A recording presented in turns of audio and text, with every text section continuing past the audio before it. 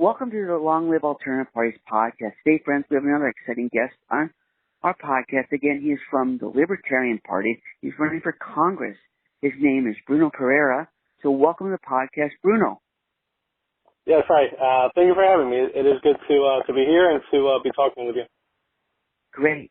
If we get started by you kindly giving us an introduction to yourself, a brief biographical sketch. Yeah, so my name is Bruno Pereira. I am currently running for U.S. Representative for New Jersey under District 9 and running as a Libertarian. I was born and raised in Portugal. Came to the U.S. when I was 17, and I've been living in New Jersey since. So I've been in New Jersey now for 24 years. I wouldn't have it any other way. I love it here and hope I can make a difference and, help my fellow Americans. Awesome. So what's the government of Portugal like? Is it in the libertarian direction, or from my understanding, a lot of European governments are more to the left. Is that correct? That is correct, yes. We were a monarchy for many centuries. Once the monarchy fell, we had a small spell of a republic, which then became more like not so much fascist in the terms of all the authoritarianism, some semblance of that. That lived on for 50 years, and then we adopted mostly socialist or socialist democratic. So the leading parties are either socialist or socialist democratic. There's some semblance of some communist party and labor parties. Okay, interesting. Mm-hmm. So for this race, what are the libertarian ideas that you're bringing to the forefront? What is your libertarian vision for this race? Yeah, great question. I think that the most important aspect that we could integrate within America is what America was founded upon, which is, liberty and prosperity, which is actually the motto for New Jersey. A lot of people don't know that. Yeah, so New Jersey motto is liberty and prosperity. So that's what I am trying to bring back. I want fiscal responsibility. Modern monetary theory, as we have seen, is a complete failure. Has led to this crazy inflation and the loss of value of the dollar. So fiscal responsibility, I want to bring that back. I want government transparency. It is our money. It's not the government's money, so we should know where the money is going. We should know who's receiving it and how it's being paid. And then I think that we should also reform education. Education for far too long has been decaying. Our children are not getting the education that they should, especially not for the 21st century. So hopefully I can impact that too. Okay. So specifically, how you want to change education? I trust you want to deregulate it to some degree. Yes. So what specifically do you want to do with education? Absolutely, yeah. I want more of a free market aspect of education. I don't think that the government should have complete say as to where our children go, what they should study, how they should study. I know for myself, for example, I did not learn like everyone else, right? I had my own style of learning.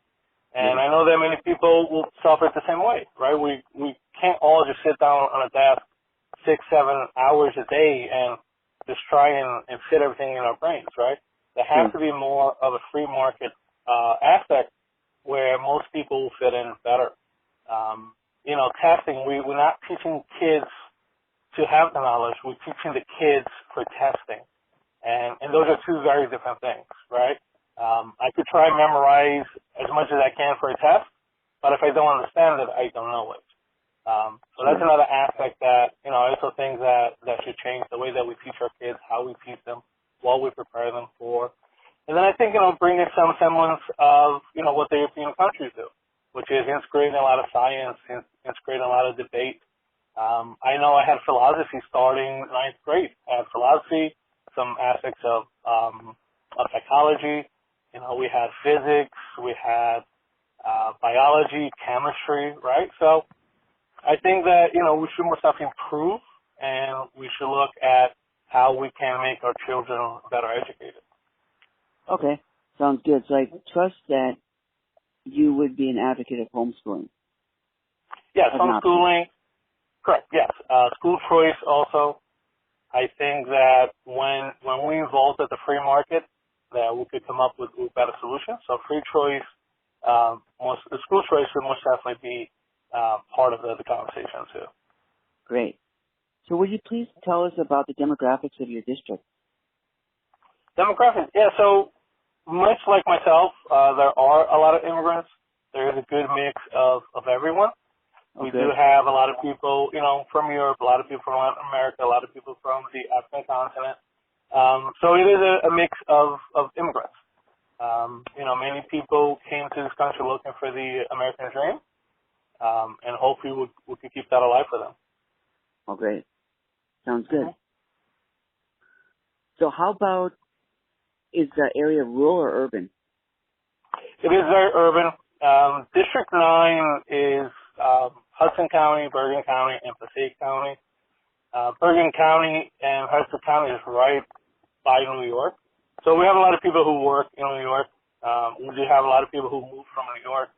With the pandemic, we did see a lot of people moving out of New York and into New Jersey. So right now we're seeing an issue with housing, for example. With so many people moving in, the prices have skyrocketed of to buy a home or even rent. So it's most definitely very urban and it's getting bigger and bigger as we speak. And we see that in everything, right? The schools are starting to get overpopulated. The roads were not built to take in that many people. Other infrastructures are also suffering because of it. So most definitely we're taking in the people, but we have not taken the necessary precautions in order to make sure that, the infrastructure can handle all of those people that are moving into the district now. Okay. So does your district is in New Jersey, would that be red, right? I'm sorry, blue, right? Blue, yes. It has been solid blue, that district, for quite a while. Bill Pascrell is the incumbent. He's a Democrat. He's been there, I think he's been in the House of Representatives, 8 years right now. He did have a few other positions within government. He's actually the oldest congressperson right now. I believe he's 88. So, most definitely a time for change. Hopefully, hopefully New Jersey will sit down, talk to me, and, we can talk about how we can make things better. Sure. And it sounds like that's an issue, the issue in your race is an issue we've dealt with nationally about candidates being too old for office. So it sounds like he's older yet than they are. So it sounds like that's an issue. Yeah, that's right. He has been in and out of the hospital. I do pray that everything is okay and he makes out well. But he has been in and out of the hospital for the past few weeks. Which there are votings, right? He's missing out a few votes and all that, which is understandable, right? We can't control our health. However, if you're 88, maybe it's time to say, I did all that I could. Maybe past that's works. Sure. Exactly. So are the Republicans fielding a candidate? Yes. So Billy Prampey, I believe he's younger. I believe he's 36 right now. This is his third time running. He's done a good job. I believe he's from Patterson himself. So he's done a lot of work. He's been within the community. So he's most definitely trying his best to put out his message and to help the people of the district. Unfortunately, I believe that the Republican model has been tried for a very long time and has not succeeded either.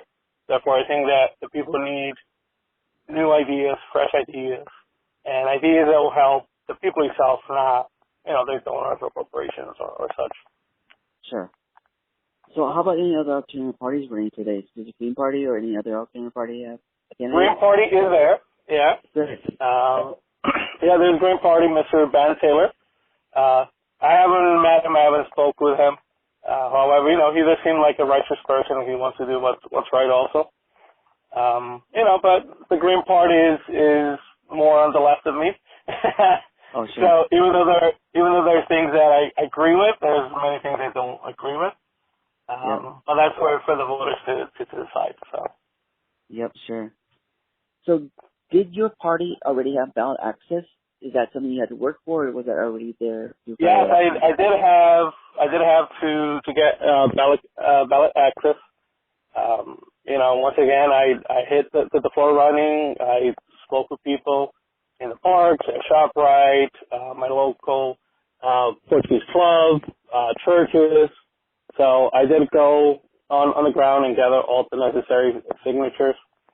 It was contested by the Republicans. Oh, no. However, we were able to easily beat that. That was not a problem at all. Everyone thank you. It took about like 2 hours. I was completely prepared. I also knew most of the people who I spoke with.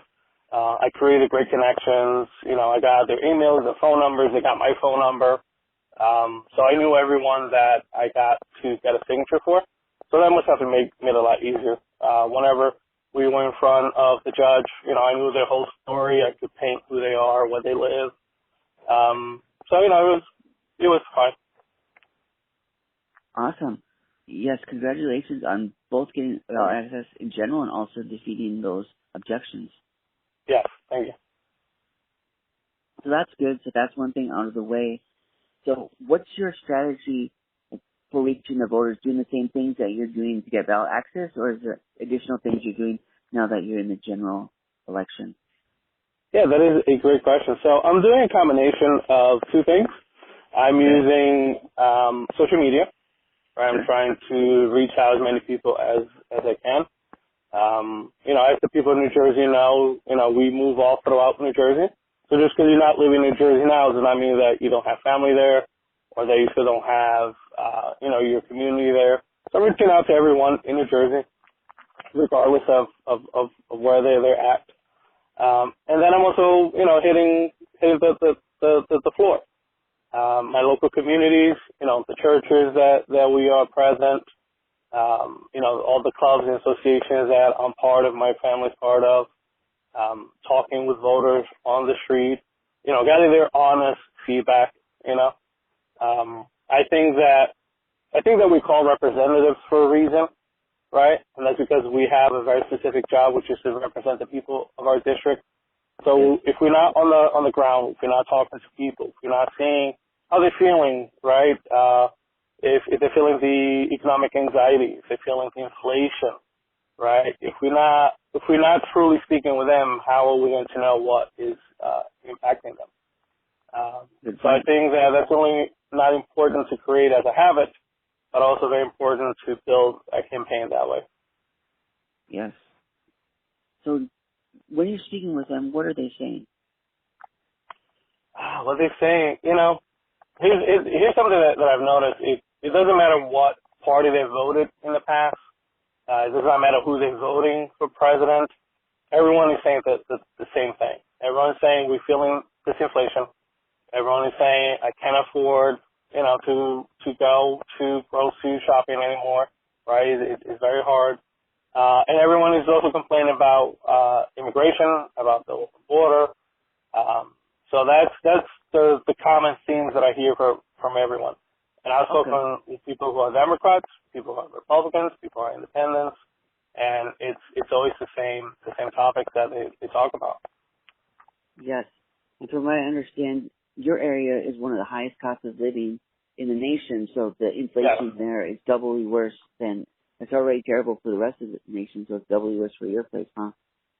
Yes, absolutely. And, I've myself done, I've done a lot of research. I've looked at the data. So Passaic County, for example, if I do a cost-based analysis of inflation with their wages have not kept up with inflation for the past 40 years. Oh no. So they're about 20% behind where they should have been just with inflation. So that's what's impacting my district. Oh yeah. Yeah. So you with believe, growth has been minimal. So as a libertarian approach to inflation, what would you recommend we do specifically? Yeah, great question. So I think that we should do a few things. Inflation is a consequence of the expansion of the monetary supply, right? So there's two ways that supply gets expanded, through fiscal and monetary policy. Fiscal is controlled by Congress. Monetary is by the Federal Reserve. we need to stop those two entities from spending money like they are, right? $35 trillion in debt, that's not by accident. That's on purpose, right? That's what created inflation. So we need to stop this insane spending. We haven't had a balanced budget, I think, in 24 years, something like that. The Federal Reserve meddled with their QE, with the quantitative easing, for 12 years. So all of this is a consequence of all those interventions within the free market. But the first thing we need to do is to stop the bleeding, right? Stop the monetary, stop the fiscal policies that are creating, this inflation. The second step should be to provide some relief to the people itself. So I think one of the quickest ways we can do that is to expand the tax brackets. I don't think that people should be paying taxes on $10,000 of income or $20,000 of income or $30,000 of income. You know? Okay. So what I would like to see, I'd like to see the tax brackets keep up with inflation. Right? Everything is more expensive except your tax brackets. Oh yeah. Which I think is very telling, right? One thing that a lot of people don't realize is that inflation is good for the government, but bad for the people. Because the government gets to tax you more. If goods cost more, they're going to collect more taxes. Huh. If your employer has to pay you more because inflation is higher, then they get to collect more taxes. So inflation is good for the government, bad for the people. Wow, interesting way to put it. Yeah, so when the 16th Amendment passed in 1913, the initial tax bracket was from 0 to 3,000. You will not pay any taxes. Oh wow. If that 3,000 kept up with inflation, in today's dollars, it would be close to $97,000. So the way that was originally designed, today, if we would have kept with inflation, your first $97,000 would not be taxed. Wow. So I think that we should work towards something similar, where we start eliminating taxes at the much lower income, and then really evaluate how we do taxes. The second tax bracket in 1913 was $500,000. So from $3,000 to $500,000, you only paid 1% of your income. So that is $500,000 is equivalent to $17 million in today's dollars. So we have gone from a tax the rich, which is what you hear a lot of people say, tax the rich, it's only going to affect the rich. But in eventuality, in 100 years, ended up being a trap for the middle and the lower class. And now we're paying on every single cent that we make. So my platform will be about, expanding those tax brackets, make sure that a lot of the income that people receive on the lower class is not taxed. Middle class, we could also provide a relief there. And then we could talk about everything else. Many platforms talk about corporate tax, tax credits for businesses, taxes on the businesses. I think we should take care of the people first, and then worry about corporations later. Okay. Mm-hmm. That sounds like something we could try. Sounds good. Thanks. So you also mentioned the issue of immigration. I'm interested in hearing about your approach to immigration. What do you plan to do about that? Yeah, so, we're a nation of immigrants, right? I'm an immigrant myself. I came when I was 17. My parents are immigrants, my siblings, my wife is an immigrant, all her family are immigrants. So I'm not against immigration. However, what I am against is having complete open borders. Okay. Right? I don't think that we should just let anyone and everyone in, because then we don't really know who's coming in, right? I don't think that the solution is to let people in who just throw their IDs away right before coming in, right? So we need to at least know who's coming in. The Libertarian Party actually has a model, the Ellis Island model, right? You come in, you present yourself, right? You prove who you are. We make sure you're not one of the people that we don't want here, right? We don't want terrorism. We don't want spies from other countries, right? Yeah. And if everything is good and everything checks in, then you're welcome to come in, right? But the current model of anyone and everyone just coming in, I don't think is beneficial to anyone. And the people in my district, most athletes don't agree with it.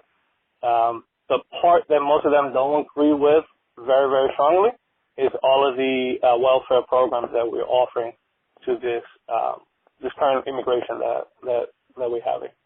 A lot of people in my district came, they work hard, they didn't have anything, and everything that they have is because they work hard.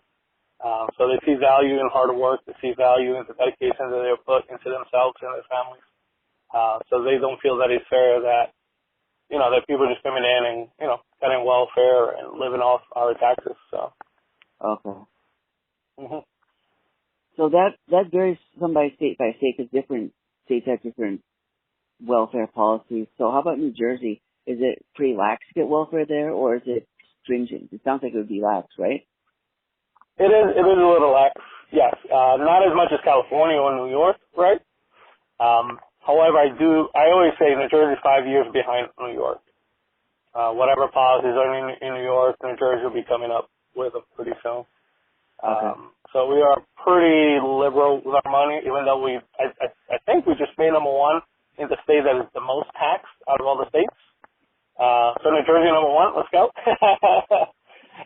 Unfortunately, we're number one for taxes. Yeah, so, they're very liberal with our money, which I think they shouldn't be. It's not their money, it's the taxpayers' money. So they must have to be a lot more responsible with it and, really listen to the people and what the people want. Okay. So if you happen to win, it's likely that there's not going to be a lot of other libertarians or other alternative parties that win. So how would you, if you won and you were the sole libertarian, or maybe, let's say there was two others that were elected, how would you navigate the congressional system that's set up for the two parties? Yeah, that is a great question. I think that the best way is through relationships, right? Okay. You still need to talk to everyone. These are, even though they might be a Republican or Democrat, I believe that everyone still cares for Americans. They still care for America. Only thing that we differ is on the solution. And I've always say that we are connected by the problem, but we're separated by the solution. So if we could agree on the problem, and then we could work on the solution. Right. I'll be okay in being, the black sheep, and if we need to shut down the government to have a budget, I'll shut down the government,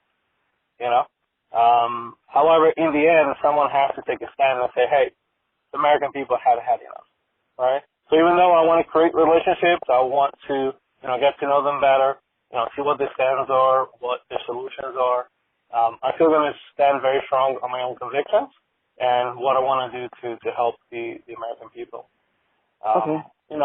Things that I never understood is how there are issues where the American people agree 90-80% of the whole America, but somehow politicians don't do that, So most definitely focus on those 80-90% that the people agree on, and then take it from there. Sounds good. So when we're recording this podcast, it's in the middle of August, and that means that there's less than 3 months before the general election. Are you going to do anything differently in the final stretches of the campaign, or are you going to keep doing what you've been doing? Yeah, so I'm most definitely going to try and have a bigger presence when it comes to news outlets. I'm going to try to have a much bigger presence in print media. I do have 2 articles that should be coming out pretty soon.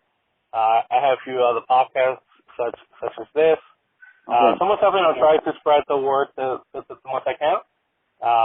Just that at least people get to, listen to me, try to figure out what I am all about. I think that success could be defined in very different ways when it comes to politics. Whether I win or not is just one of the ways.